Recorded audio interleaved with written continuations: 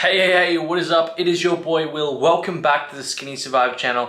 Today, my Camry battery will not die, so I can record the full video for you today. So today I want to talk about a very important topic that a lot of skinny guys always ask me. They say, hey Will, should I bulk or should I cut?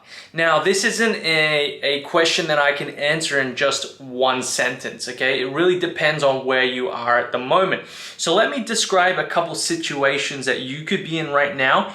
And if that sounds like you, I'm gonna give you the best road to go down for your current situation, okay? So let's say you're a skinny guy, you don't have much muscle, you don't have much mass, maybe your arms are skinny, your chest is completely flat, and you struggle to build mass all your life. But there's one thing you've got and you're extremely lean, okay? So you can see your abs already, okay? Or you simply don't hold much body fat in your belly section. So you're pretty much lean, but you're skinny and you lack the mass, you lack the weight that you want, right?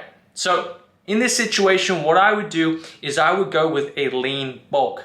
So what I mean by that is you simply eat 300 to 500 calories over your required amount to maintain your weight, so you start bulking up, gaining more weight. And in the process, what's going to happen is you're going to put on a lot of muscle, but you're also going to put on some body fat, okay? So if you're extremely lean, you can actually go with a more aggressive bulk. So you can go maybe 500 calories over your maintenance, and you can gain, roughly 1 pound per week, okay? So you can even go over that if you're really desperate to gain more weight and gain more pounds per week.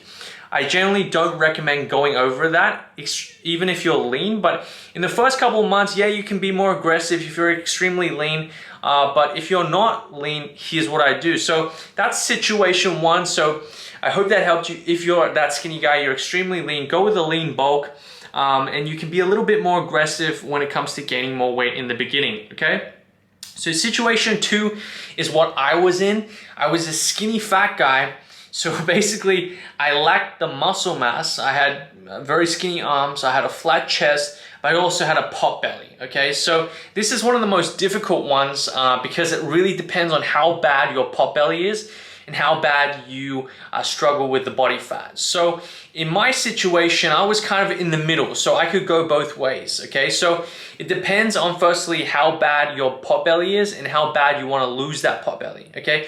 So if let's say you're very, very skinny, you're pretty much, you don't have much muscle mass, but you also have a little pot belly, but you could deal with it, but you wanna gain mass right now. So same principle, I would suggest you go with the lean bulk because you need to choose one phase to be in. You can't kind of be in the middle because if you're in the middle of things, you might get a little bit of results because you're a newbie or you're just starting out. As a newbie, you're still going to get some results, but it's not going to be like a drastic amount of results. If you want to get proper results that you can look in the mirror and be like, oh, okay, I can see results, then you kind of need to be in either a lean bulk phase or a cutting phase, which is a fat loss phase. And they're two separate phases that require different approaches to your diet, and they also have different effects on your body, your lifestyle, your performance in the gym, which we'll talk about a little bit later. But so if you're the skinny fat guy, you've got a little bit of a pot belly, I would still go with the lean bulk unless you're really upset with the pot belly because there's two phases, like I said. If you want to lose that pot belly, you need to be in a fat loss phase, okay? And in a fat loss phase, you'll definitely strip off the pot belly. You'll also lose some body fat all around. And if you're a newbie, you can actually still build muscle in this phase, okay? So if you have a pot belly and you want to strip off that pot belly, but you still want to build a little bit of muscle, it's what we call a recomposition phase, okay? Which is still a fat loss phase because you're eating less calories than your body actually needs.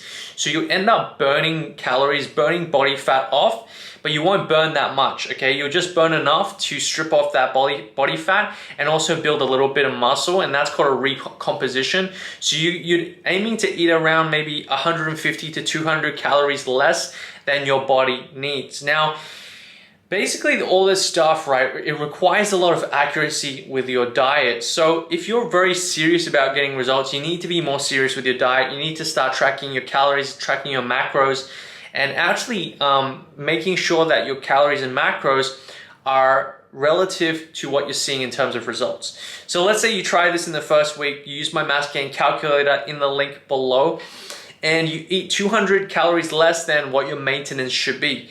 Okay, you lose a bit of weight. Okay, you're starting to look in the mirror and you see some visual changes. Probably in a week it's too quick to judge, but maybe in 3 weeks you start to see some changes.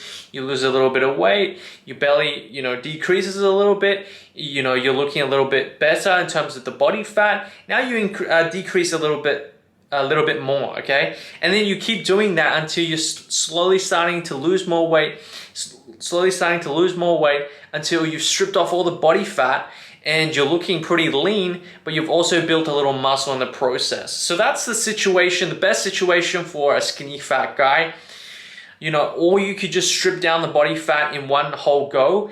Now, I don't really recommend that because that's what I did. And I mean, you could do that. You could essentially, spend 4 to 8 weeks just losing the body fat and then going for a lean bulk phase. That's another way to do it. And that's the best 2 situations for the skinny fat guy. Okay, so if you're the lean skinny guy, go straight for the lean bulk. I wouldn't even say anything else. Go straight for the lean bulk.